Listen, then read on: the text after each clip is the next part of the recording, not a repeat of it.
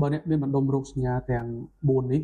អ្នកអាចនឹងសង្ស័យចាប់ផ្ដើមញៀនស្រាហើយទី1ការធ្វើទុកលើរាងកាយចាប់ផ្ដើមឈឺកាពះឬក៏មានបញ្ហាថ្លើមអាចឡើងលឿងបាទក្អួតគេហៅថាក្អួតមកឈាមជាដើមបាទ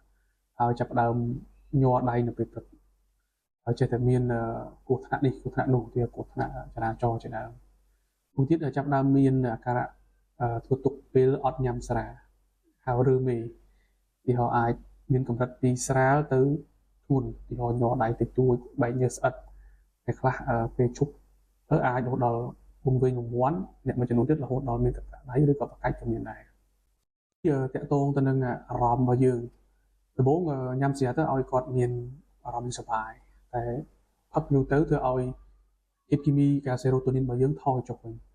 អាចអារម្មណ៍យើងសោកសៅក្រៀមក្រំទៅវិញបាទដំបូងយើងគិតថាផឹកទៅឲ្យអារម្មណ៍ធូរស្រាលតែផឹកយូរទៅអារម្មណ៍បែរជាសោកអាក្រក់ទៅវិញបាទទី3ចិត្តតែគិត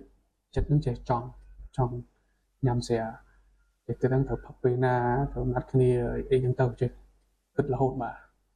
ហើយមួយទៀតគំនិតតាក់ទងនឹងខាងផ្លូវចិត្តគំនិតចង់សម្រាប់ខ្លួនលើអ្នកផឹកស្រាគឺមានអត្រាខ្ពស់មែនតើ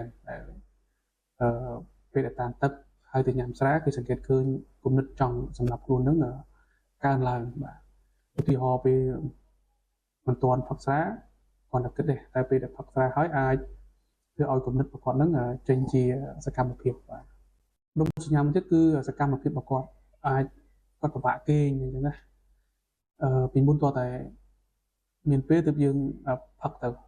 តែពេលដែលខ្លាំងមែនទែនទៅគាត់ពេលថ្ងៃខ្លាំងមែនទែនទៀតគឺតតែពេលព្រឹក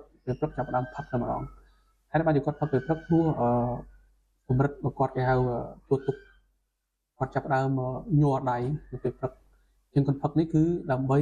បន្ធូរបន្ថយនៅអាការៈគេហៅរើមេរបស់គាត់បាទ